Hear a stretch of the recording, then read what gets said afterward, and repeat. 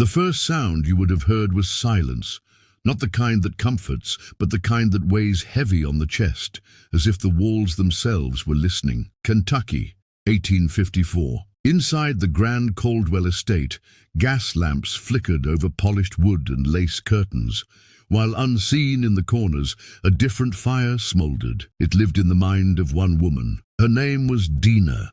To the family, she was just a seamstress, an enslaved woman with nimble fingers, capable of turning fabric into elegance. But what they did not see, what they refused to see, was the intelligence burning behind her eyes. Dina was more than a servant. She was a mother, and when the Caldwells decided to sell her 14-year-old daughter Sarah like cattle to pay off Samuel Caldwell's gambling debt, something in her broke, or perhaps something awoke. Make sure to subscribe to our channel and hit that notification bell so you never miss these dark historical mysteries. And tell us in the comments, what state are you listening from? We love hearing from our viewers across America. That night, while the family dined, while laughter echoed down hallways gilded with wealth stolen from human lives, Dina was in the sewing room, alone. Her hands threaded needles not with silk, but with something deadlier. She had taught herself chemistry in secret, gathering plants that most people walked past without notice. Foxglove, hemlock, nightshade. To the ignorant, weeds. To Dina, they were weapons, ancient poisons that carried the weight of centuries, and with every stitch she pulled through fabric, she wove vengeance into the seams of the Caldwell legacy. It began slowly, a rash on the wrist, a fever at night, confusion in the mind. By morning, Samuel Caldwell's shirt would cling to his throat like a noose, every fiber laced with toxins that seeped into his blood. He thought it was an illness. His wife thought it was divine punishment. Their doctors, men with silver instruments and hollow authority, had no answers. But Dina knew. She knew every symptom, every stage, every step toward collapse. The irony was chilling.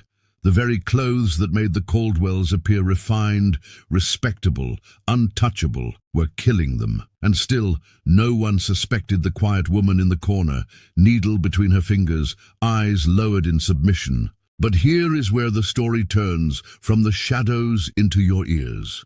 What you are hearing now was never meant for you. It was buried, dismissed, or told only in whispers. And if you stay, you will see why. The sickness spread through the Caldwell estate like a shadow that refused to lift. Samuel Caldwell's once booming voice had turned into a rasp, his skin clammy, his eyes bloodshot. His wife, Margaret, believed it was God's hand punishing their pride. The doctors spoke of miasmas in the Kentucky air, whispering of bad winds and invisible vapors, but Dina knew better. She had engineered it. She worked in silence, stitching not just garments, but her revenge into every sleeve, every hem, every lace collar. Each time a Caldwell dressed themselves in wealth, they unknowingly wrapped their bodies in death. Yet Dina's brilliance wasn't reckless. It was measured. She never poisoned all at once. No, she allowed them to suffer slowly, their decline stretching over weeks, disguising itself as illness. The estate became a theater of decay, and Dina was the invisible playwright. But even in vengeance, there was fear. She could not let suspicion turn toward her.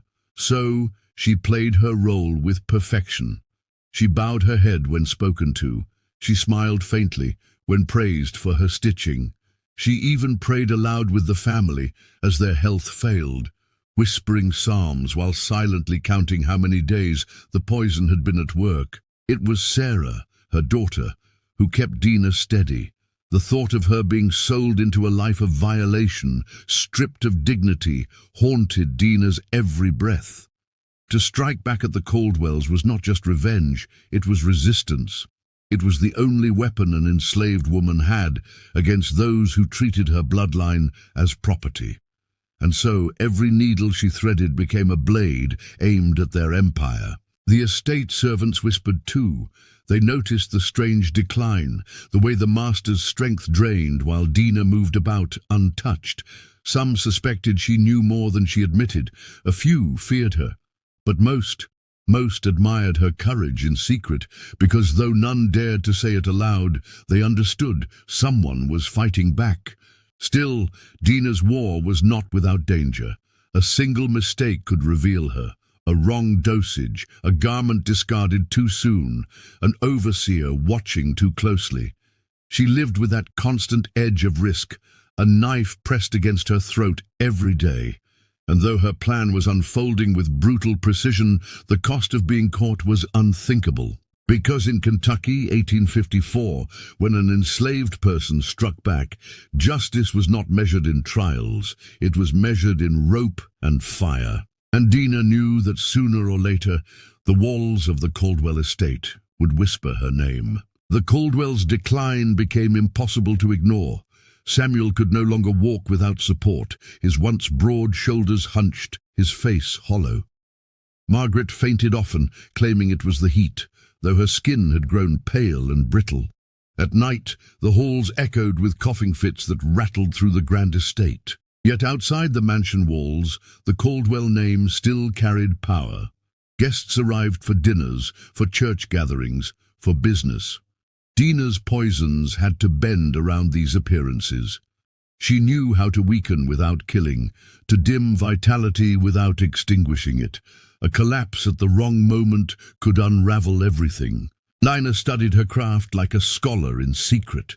She experimented with herbs and powders, taking lessons not from books, but from the whispers of other enslaved women who knew remedies that healed and those that destroyed.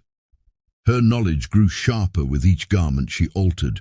To some, her sewing room looked like any other, rolls of fabric, spools of thread, neatly folded garments. But hidden in the folds of cloth were her true instruments, tinctures, oils, crushed seeds. Her needle did more than pierce fabric, it delivered ruin. Still, her war was not only fought with poisons, it was fought with silence. The overseers prowled, suspicion thickened in the air. Some of the Caldwell men muttered about witchcraft. Others believed God himself had turned against them. Margaret, clinging to her pride, insisted the illness was seasonal, a passing weakness that prayer would cure. But deep down, fear rooted itself in the family. Sarah, meanwhile, grew quieter by the day. She sensed the danger that swirled around her mother's actions. Though Dina never explained the full truth, a child could see. Sarah saw the trembling in her mother's hands after each garment was delivered. She heard the quickened breath when footsteps approached. She felt the tension every time Samuel called Dina to his side, demanding another suit, another vest, another carefully stitched shroud of sickness. One evening, as the Caldwells gathered in their parlor, a guest remarked how strange it was to see such a powerful family weakened. Margaret forced a laugh, brushing it off. But Samuel's gaze fell on Dina, lingering just a second too long. His eyes narrowed, as though a thought, unspoken, dangerous, was taking root. For the first time, Dina felt it. The thin veil of invisibility she relied upon had begun to fray. And she knew that if Samuel Caldwell's suspicion hardened into certainty, no poison in the world could protect her. The Caldwell estate became a theater of decline. Servants whispered in corners, enslaved workers traded glances as Samuel's voice, once booming, cracked into fits of coughing that left him doubled over. Margaret no longer hosted her churchwomen with the same fire. She leaned on canes, her figure diminished, her spirit brittle. But illness alone could not explain the chill that spread through the household. It was not just their bodies weakening, it was their aura of invincibility. Families like the Caldwells thrived on fear, on dominance. When that strength faltered, even slightly, cracks appeared that no sermon could mend. Dina watched those cracks spread. Each garment she delivered was a stitch in a larger design, a quiet rebellion playing out not with knives or fire, but with patience. Her poisons dulled their vitality, stole their breath, weakened their bones. Yet she never let them die outright. That was not her design. Her craft was punishment stretched into days, weeks, months. She wanted them to feel their power dissolve slowly, like sand slipping through clenched fists. Still, the danger grew. Samuel was not a fool. He noticed patterns others ignored. His sickness seemed to arrive with new garments. Margaret's fainting spells worsened after her gowns were altered. His son's unexplained fevers always followed weeks when Dina worked late into the night. He did not voice it aloud, but suspicions stalked him. And then, in a moment that made Dina's blood freeze, Samuel tested her. He asked for a vest, but left it unworn, hidden in a drawer. Weeks passed. He did not fall ill. The realization gleamed in his eyes, though he said nothing. He was a man accustomed to control, and he intended to trap her before accusing her. Dina knew. She saw the way he watched her when she entered the sewing room, the way his silence lingered too long. He was setting a stage of his own, waiting for proof. Sarah, sensing the storm, clung to her mother's arm one night and whispered, "They know." Her voice carried the fear of a child who understood too much. Dina did not answer. She couldn't. She pressed her lips together, her mind racing. She had walked this far, carefully weaving poison into silence. But now, every thread she pulled tightened around her own neck. The hunter was becoming the hunted. And the walls of the Caldwell mansion, once a prison, now closed in as a trap. The nights in the Caldwell mansion grew longer. Samuel, gaunt and restless, prowled the halls like a wounded predator. Margaret, pale as parchment, clutched at rosary beads until her fingers bled. Yet beneath their sickness, there was calculation. They had built their lives on cruelty, and even in weakness, they searched for ways to turn fear back onto others. One evening, Samuel summoned Dina to the parlor. The fire crackled low, shadows cutting sharp lines across his face. He placed the unworn vest on the table between them. His hand trembled, but his voice was firm. "You stitched this," he said. It was not a question. Dina's heart thudded. "Yes, sir. And yet when I wear it not, I remain untroubled." His gaze narrowed. "Tell me, girl, what have you sewn into my house?" The silence that followed was suffocating. Sarah, who had followed at a distance, lingered in the doorway. Her mother's jaw clenched, her breath shallow. Dina wanted to deny it, to feign ignorance, but Samuel's stare cut too deep. He was no longer asking, he was accusing. Margaret shifted in her chair, her voice brittle but venomous. "The Lord sees all, and he will see you punished. We gave you this place, this work, and you repay us with witchcraft." The word hung in the air like a noose. Witchcraft. It was more than an accusation, it was a sentence. In the South, such a charge was enough to justify burning, hanging, or worse. Dina's hands tightened around her apron. Her poisons had always been her secret justice, a weapon too subtle to be caught. But now, the line between hunter and prey blurred. Samuel leaned forward, coughing violently into a cloth streaked with blood, yet his eyes gleamed with triumph. "You think us blind," he rasped, "but we have endured sickness before. What we cannot endure is treachery under our own roof." Sarah's breath caught. She wanted to cry out, to run to her mother, but Dina raised one hand behind her back, a warning.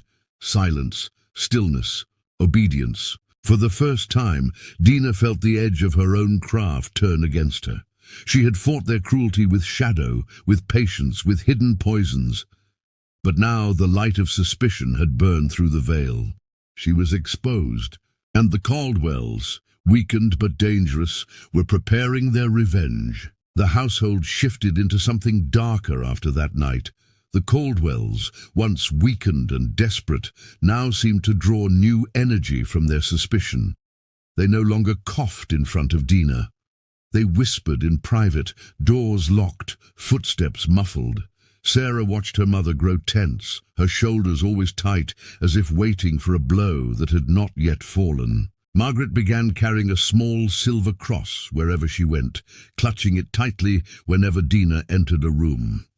Samuel, though too ill to work the fields, spent hours with the overseer, speaking in low voices, occasionally pointing toward the cabin where Dina and Sarah slept. Sarah felt the shift most keenly at night.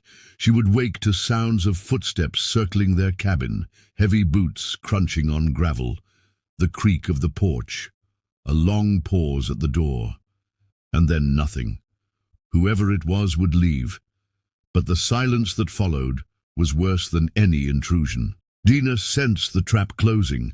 Her poisons, once her shield, were now chains. She could not strike again. Any new illness would be pinned on her. Yet doing nothing allowed suspicion to fester until it became certainty. So she turned inward. Late one night, while Sarah pretended to sleep, Dina drew strange shapes in the dirt floor. Circles, crosses turned sideways, marks that Sarah had never seen before. She whispered in a tongue her daughter could not recognize. It was not prayer, but invocation. Sarah lay still, her small body trembling. She wanted to ask what the words meant, but something stopped her. Perhaps it was fear. Perhaps it was recognition that her mother was no longer just a seamstress, no longer just a woman poisoned by grief. She was becoming something else. By dawn, the marks were gone, smoothed over by Dina's careful hands, but the memory of them lingered in Sarah's mind like smoke. The battle was no longer simply between master and servant. It had become something deeper, something spiritual, psychological, and corrosive. The Caldwells believed they were hunting a witch. Dina believed she was fighting for survival. And Sarah was caught in the middle, forced to carry truths too heavy for a child. If you've followed this far, here's my question for you. When cruelty meets hidden power, who carries the greater curse, the oppressor, or the one who strikes back in silence? Leave your answer in the comments. The first morning after Dina's silent invocation, the Caldwell house felt off. Doors that had once closed firmly now creaked open by themselves. Windows rattled without wind. Margaret clutched her cross tighter, muttering prayers that barely rose above a whisper. Samuel moved through the halls with an unsteady gait, convinced he was being watched, even when no one was near. Dina watched from the corner of the kitchen, her hands steady, her eyes cold. She had learned long ago that fear could be shaped and stretched like taffy. Every whispered threat, every glance, every cough could be calibrated to remind them that she was not merely a seamstress. She was a force they could neither see nor contain. Sarah, meanwhile, noticed things adults could not. Shadows that lingered too long, the faint smell of herbs burning in corners that had no fire, and the quiet tapping of tiny nails along floorboards when she was sure she was alone. Her mother's rituals had awakened something in the house, something that crawled through the walls and whispered in the air, unseen but deeply felt. Margaret confronted Dina again that afternoon, her hands trembling as she clutched a handkerchief soaked with lavender. "I know you've done something," she said, voice cracking. "I feel it in the air. My children. I fear for them." Dina said nothing. Silence was her armor. Her calm, measured stillness was more frightening than any argument. Margaret recoiled, sensing that the woman she had considered property now held power far beyond the reach of human understanding. Samuel, recovering slightly from his fevers, began to confide in the local doctor. He spoke in hurried whispers about curses and witchcraft, without naming Dina directly. The doctor, uneasy but practical, reminded him that rational explanations existed for every ailment, but Samuel would not hear it. Something had shifted in his house, and he felt powerless against it. By nightfall, the household descended into a state of controlled panic. Servants walked on tiptoe, children clung to each other, and every glance toward Dina was a mix of fear and awe. She moved through her day quietly, stitching the next garments with a steady hand, knowing each seam held a story of vengeance, protection, and intelligence beyond the comprehension of her oppressors. And Sarah, she understood now. Her mother's fight was not only for their lives, but for their minds, their dignity, and the very essence of freedom. Each stitch, each herb, each whisper of shadow was a message. They were not alone, and the house no longer belonged solely to the Caldwells. The nights grew longer, colder and heavier, with whispers that only Dina seemed to command. The Caldwell house had become a living thing, breathing suspicion and dread into every corner. Sarah noticed it most clearly when she tried to sleep. The floorboards seemed to shift beneath her, the walls exhaled faint, herbal-scented smoke, and the shadows of the room moved independently of the candlelight. Dina had begun leaving tiny offerings in hidden places. Crushed leaves of belladonna tucked beneath floorboards, chalk symbols inscribed under table legs, and scraps of thread imbued with her knowledge of poisons and protective rites. These were not simple acts of rebellion, they were deliberate signals, warnings etched into the very structure of the home. Every object, every surface, every stitch had meaning that only she and Sarah could interpret. Margaret Caldwell's fear escalated into obsession. She began inspecting every garment, every seam, with trembling hands, muttering prayers under her breath and dipping her fingers in holy water. Samuel tried to assert his authority, yet his strength waned as the illnesses returned sporadically, affecting him and the household staff without rhyme or reason. The doctor's visits grew more frequent, yet his treatments did nothing. He scratched his head at every turn, baffled by the invisible thread connecting these strange afflictions. Even Catherine, Margaret's sister, was unnerved. She whispered that the house itself had been tainted, that the air carried some unseen malignancy. But no one dared confront Dina directly, not after the subtle, terrifying power she wielded silently. Her literacy, her knowledge of botany, and her precise handling of poisons were no longer secrets.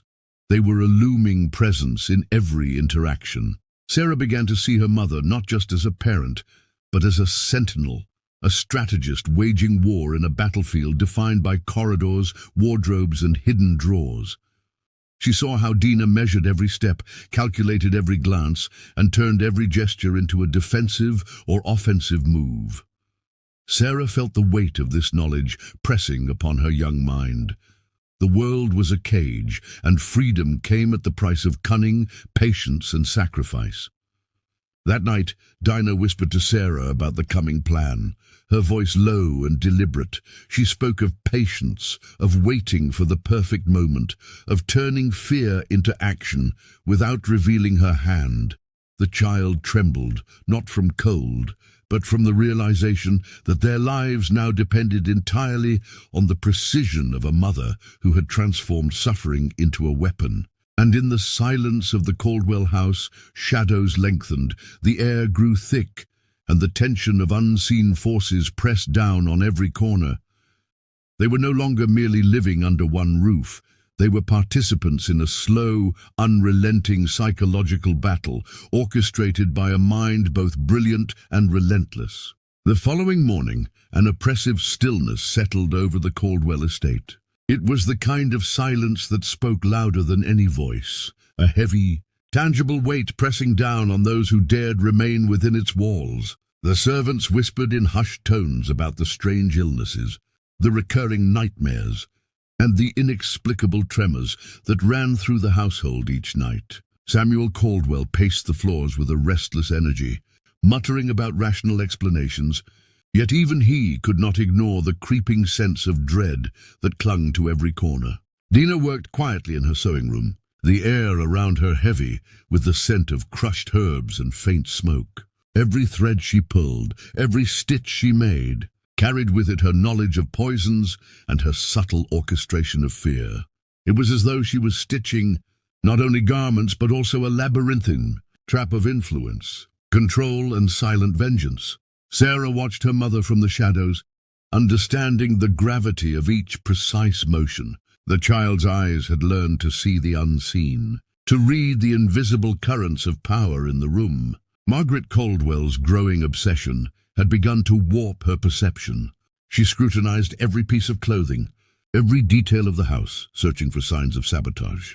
Her hands trembled constantly. Her skin flushed from anxiety and the creeping effects of the toxins. Catherine, too, grew pale and jittery, murmuring about curses and unseen hands manipulating their lives. The household was unraveling, thread by thread. Yet none could confront the orchestrator directly. The local doctor's visits became more frequent, his confusion palpable. He could not explain the patterns. Some were instantaneous, others delayed, some targeting individuals, others spreading indiscriminately. No treatment seemed effective. The illnesses were subtle, psychological as much as physical, feeding on fear, stress, and paranoia. The Caldwell family, once arrogant and unchallenged, now existed in a web of invisible dominion spun by an enslaved woman who wielded intellect and patience as weapons. Dina, fully aware of their fear, let it simmer. She spoke rarely, only when necessary, each word deliberate, each glance calculated. She had no need to raise her voice. Her presence alone reshaped the dynamics of power in the house. Sarah felt the full weight of this lesson, the understanding that knowledge and cunning could surpass brute force, that control could be wielded invisibly, and that survival required intellect and patience. By nightfall, the house was a chamber of shadows. The flickering candlelight revealed pale faces, tense muscles, and trembling hands. Each member of the Caldwell family existed in a state of heightened awareness, a constant anticipation of the next inexplicable incident. And through it all, Dina moved calmly, confidently, knowing that the time for decisive action would soon arrive, and with it, the culmination of years of careful planning and silent retribution. The next morning, the Caldwell estate awoke to a strange stillness, the kind that presses down like a living thing, heavy and inescapable. Servants moved with careful measured steps, their eyes flicking nervously toward the sewing room where Dina worked, as if even a glance could awaken some hidden threat. The house no longer felt like a home. It was a stage set for unseen horrors, and every resident had become both actor and victim. Dina's hands moved with exacting precision, threading needle after needle, each garment infused with subtle poisons and psychological suggestion. She had long learned that true power did not come from force, it came from control, manipulation, and timing. The clothes themselves became silent instruments of fear, instruments designed to disrupt, confuse, and subdue the once powerful family that had dared to claim dominion over her.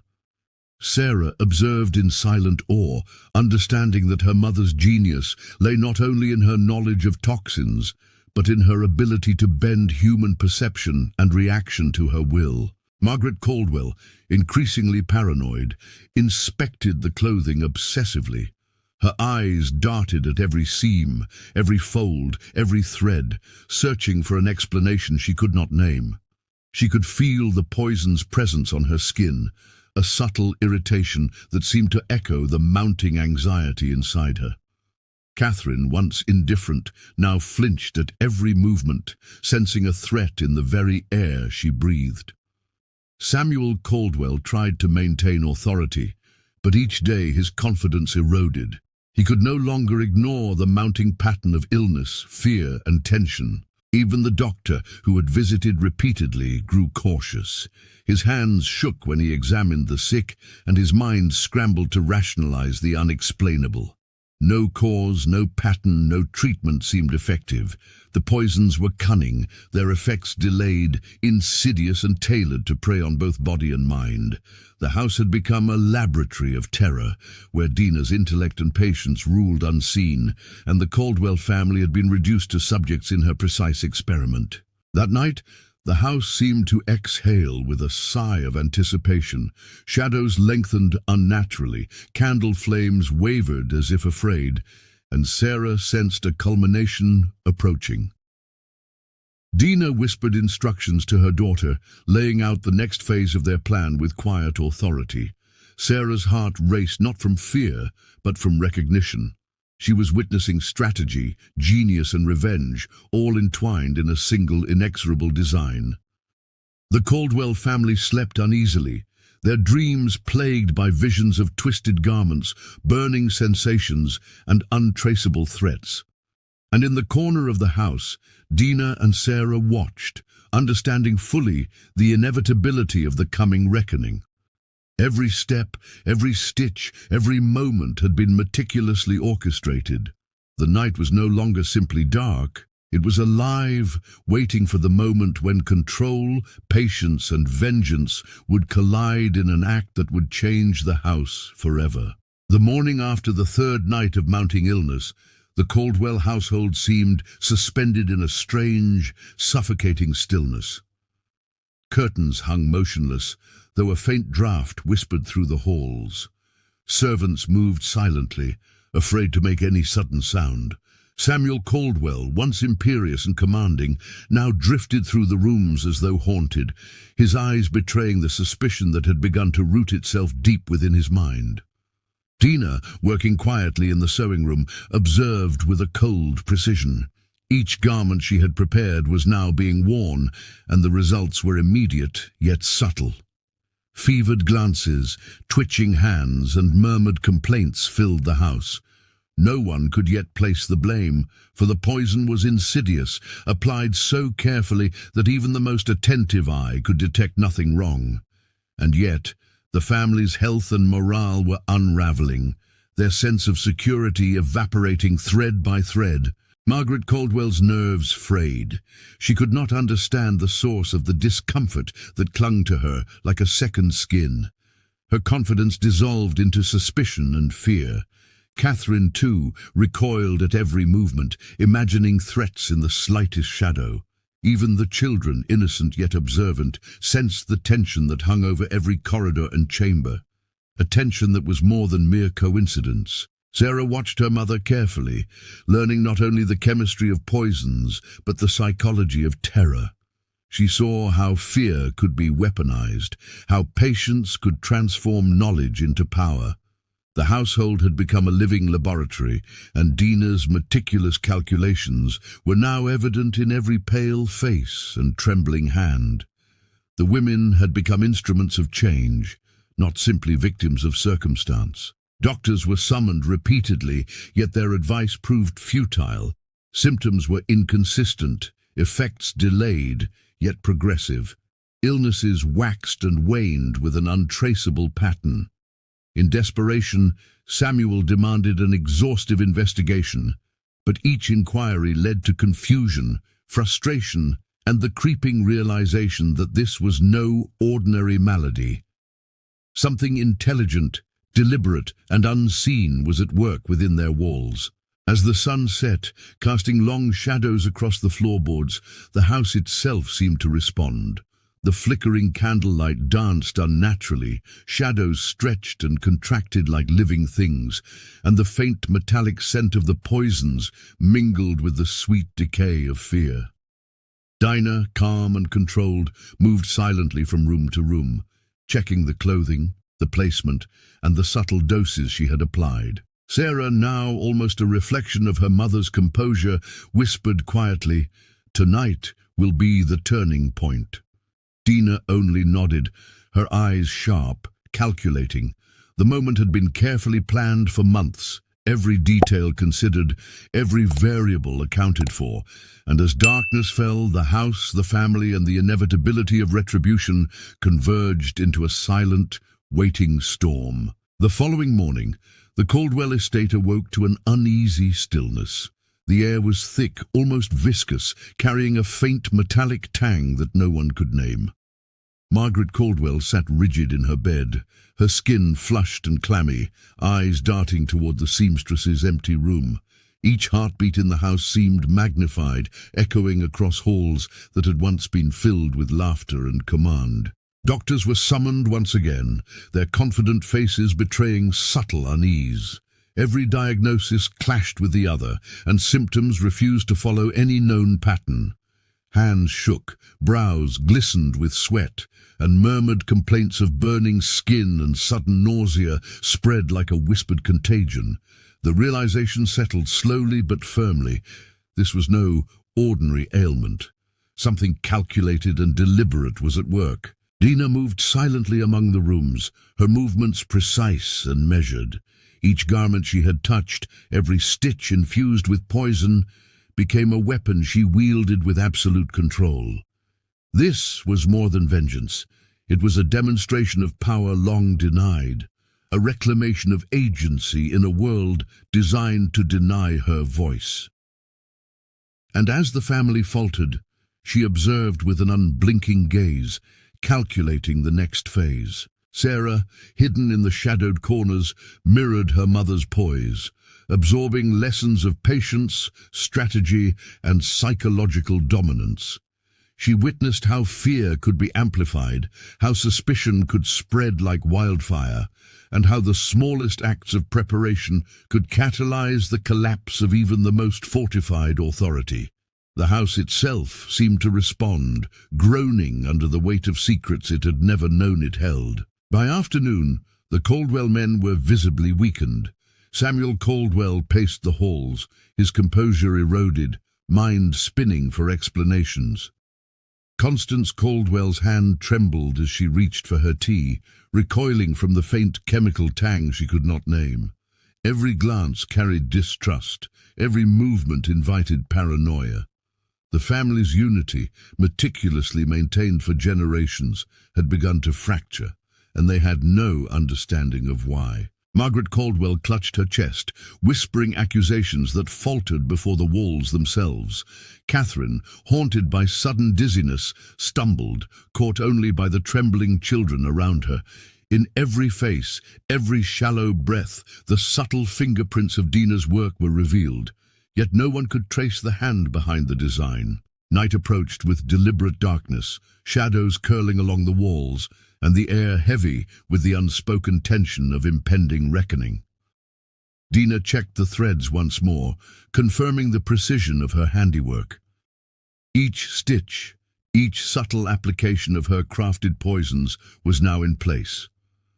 The house was primed.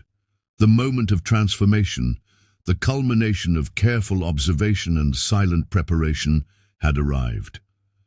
Sarah, barely audible, whispered, "Everything will change tonight." Dina merely nodded, eyes reflecting the candlelight with unflinching resolve.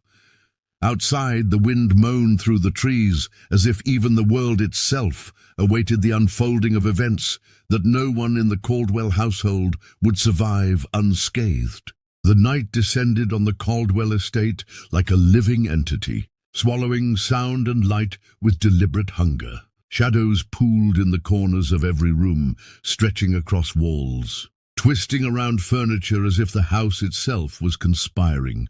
Candles flickered uncertainly, throwing grotesque shapes that danced over portraits of long-dead ancestors, their eyes seeming to follow every movement. Fear had seeped into the very walls, an invisible witness to the meticulous orchestration of vengeance. Dina moved with the silence of a predator, each step calculated, each breath measured. Her hands glided over the clothing she had prepared for the family, now laid out as if on an altar. The poisons she had painstakingly created from bitter-rooted plants and toxic herbs would not simply harm. They would unravel the body and mind in a precise surgical cadence. Every stitch, every fold of fabric was part of a ritual, one she had rehearsed in secret night after night, in whispers with herself and the hidden lessons of her daughter, Sarah. Inside the master bedroom, Samuel Caldwell's heavy frame stirred restlessly. He felt it before he could name it, a creeping sense of doom that clung to the air, tight around his chest like a rope. Margaret's face, pallid and lined with dread, appeared at the doorway unsteady. Constance, silent and rigid, clutched a shawl to her chest, eyes wild with suspicion. They could sense something unnatural moving among them, a force beyond comprehension. Yet none suspected the hands that had sewn every thread of this nightmare. Dina paused in the hallway, her gaze sweeping the rooms. Her daughter Sarah crouched low in the shadows, observing. Knowledge passed between them without words, the subtle acknowledgement of purpose, the unspoken certainty of justice exacted in darkness. The Caldwells, bound by wealth and status, had thought themselves untouchable. The house had concealed their sins for generations, but it had not concealed them from those who understood the hidden ways of power. As midnight approached, the poison began its cruel work. It spread through the Caldwells' bodies with invisible precision, each symptom unfolding according to the meticulous design Dina had crafted. Fever, delirium, nausea, an internal burning that no doctor could explain. Panic rose as the family realized something inhuman was at work, and the walls themselves seemed to echo their cries. Outside, the wind carried a mournful sound through the trees, a herald of what was to come. The estate, a fortress of wealth and cruelty, had become a theater for a calculated reckoning. Every heartbeat in the house thrummed with anticipation, every breath a countdown toward the inevitable collapse. And in the center of it all, Dina stood, steady, resolute, a figure of grim justice illuminated by flickering candlelight. She had not merely prepared a revenge, she had choreographed a symphony of consequences that would leave the family broken and exposed. Sarah mirrored her mother's gaze, learning the art of precision, patience, and unyielding resolve. The stage was set, only the final act remained. By the first light of dawn, the Caldwell estate had been transformed. What once stood as a symbol of wealth and unyielding authority now seemed fragile, haunted by a presence no one could name. The family, racked by fever and delirium, struggled against the invisible grip of Dina's meticulously engineered poison. Their cries, desperate and raw, were swallowed by the heavy walls, echoing off wooden beams like warnings to anyone who dared trespass in the dark corridors of power.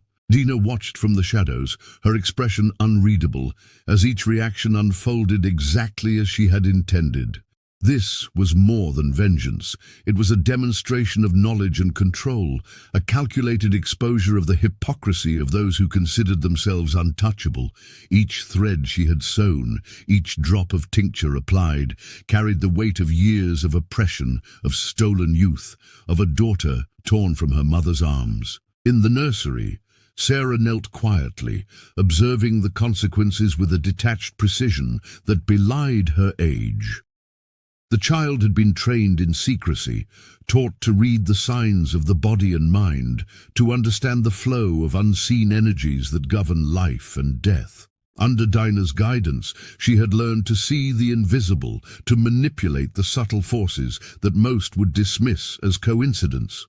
Now the culmination of their planning played out in real time, a lesson both brutal and exacting. Margaret Caldwell's eyes flickered with comprehension, horror laced with disbelief, as she realized that her suffering had not been random. The pattern, once invisible, now became undeniable. Constance clutched her chest, her breathing shallow, as the realization of betrayal and precision struck deeper than the poison itself. Samuel Caldwell, once so commanding, now lay weakened and trembling, a man stripped to the core by a system he had believed unassailable. Outside, the wind howled through the skeletal trees, carrying the scent of smoke and the faint echo of impending justice. The estate itself seemed to breathe, walls groaning, floors shifting, as though in acknowledgement of the reckoning within. Time itself had slowed, suspended between past abuses and the exacting present. The air was thick with anticipation, and the weight of history pressed upon every surface. Dina stepped forward, her hands steady, her eyes fixed on the unfolding scene. She did not speak. There was no need. The evidence of her skill and resolve was written across every fevered gasp, every tremor of despair. The lesson was clear. Those who wield power through cruelty may find themselves undone by the precise application of knowledge, patience, and unyielding determination. And as the sun crept over the horizon, casting long shadows across the estate, one truth remained undeniable. In this house of wealth and authority, the hidden hand of justice had finally revealed itself, and it would not be forgotten. By the late afternoon, the Caldwell estate had descended fully into chaos. Fevered delirium had given way to exhaustion and confusion. Servants whispered behind closed doors, exchanging glances that carried both fear and disbelief. They knew the pattern of illness was no accident. The marks of deliberate intervention were impossible to ignore. The threads of power, once thought unassailable, had been unraveled with subtle precision. Dina moved quietly through the halls, her presence unnoticed, yet felt in every corner. She did not need to announce herself. Each subtle touch, each deliberate placement of poisoned thread had already made its statement. Knowledge, when wielded by someone who understood both the human body and human cruelty, became an instrument sharper than any blade. Every fevered moan, every hand clutching at throbbing temples, was proof that oppression could be dismantled quietly, meticulously, yet devastatingly. Sarah, observing silently, mirrored her mother's precision. The young girl had learned the contours of power in ways few could comprehend. She saw beyond the physical symptoms, noting the subtle shifts in breath and pallor, the hesitations in speech, the trembling of fingers that once issued commands without thought. This was education through necessity, and the lessons were now playing out in real time with terrifying clarity. In the drawing room, Margaret Caldwell struggled to stand, her mind clouded but partially aware. She began to connect dots that others could not see. The pattern of the illness, the precise timing, the unusual care taken with garments meant for the skin.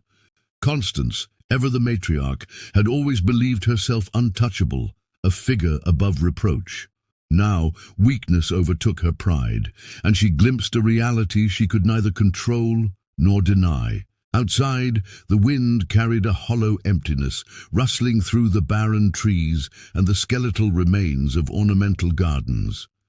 Nature itself seemed to echo the justice being enacted within the house. The estate, once a monument to wealth and cruelty, had become a theatre for reckoning. Even the walls seemed to lean closer, listening, absorbing, witnessing every moment. Dina's face remained calm, almost serene, a stark contrast to the suffering around her. She had anticipated every move, calculated every response. Her intelligence, self-taught and refined under oppression, had turned into a weapon far more potent than force. In silence, she observed the collapse of the household's illusions, each moment a testament to patient, deliberate power. As evening approached, the house settled into an uneasy quiet. The once proud family was broken, their control dismantled not with fire or blade, but with knowledge, precision, and an unyielding desire for justice. The lesson was clear. Power abused is vulnerable, and those who understand the mechanics of control can reshape reality itself. Night had fully settled over the Caldwell estate, yet the shadows inside were far darker than anything cast by the moon. Silence hung heavy, broken only by the occasional groan or cough from those still weakened by Dina's meticulous work. The house, once vibrant with wealth and dominance, had become a mausoleum of consequence, each room a witness to the fall of those who believed themselves untouchable. Dina moved through the halls one last time, her hands empty, yet her presence still commanding. She paused at the threshold of her daughter's chamber. Sarah's eyes reflected both fear and understanding, a silent acknowledgement that the world had just shifted under their feet. Generations of oppression had been countered not with open rebellion, but with patience, cunning, and a precise understanding of how power flows and breaks. Outside, the wind stirred the branches, and the moonlight revealed the skeletal outlines of the estate gardens. The beauty of control, like the symmetry of a carefully sewn garment, could be undone by knowledge and subtlety. The law would come soon enough to examine bodies, gather statements and assign blame, but the truth that had already been enacted would linger far longer than any verdict. The household had been reshaped by unseen hands, and its story would haunt those who dared to ignore the clever and the brave. When the authorities arrived, they found an unsettling calm. The deaths were attributed to mysterious illness, and whispers of strange symptoms circulated. Few suspected the meticulous planning of a seamstress, a woman whose intellect and courage had been underestimated. Dina's name would be recorded, her fate sealed, but her legacy, the demonstration that knowledge and calculated action can topple the mighty, would echo far beyond her own life. As she awaited judgment, bound but unbroken, Dina understood that history has a cruel habit of erasing those it fears. Yet her story, her precise and deliberate justice, would persist in the minds of those who sought to learn. It would pass through whispers, letters, and the quiet recognition that resistance is not always loud. It can be silent, invisible, and devastatingly effective. And perhaps, somewhere beyond the walls of the Caldwell estate, her work continued in other hands. Others who had seen the pattern, who understood the mechanics of oppression, might carry it forward. The law may have judged her, but the idea she embodied, the notion that knowledge under oppression is power and subtlety can rewrite fate, remained unbroken. The house stood silent, a relic of wealth and cruelty, forever altered. The question lingers. Who else, quietly observing, is learning how to reshape their own destiny in ways the world will never anticipate?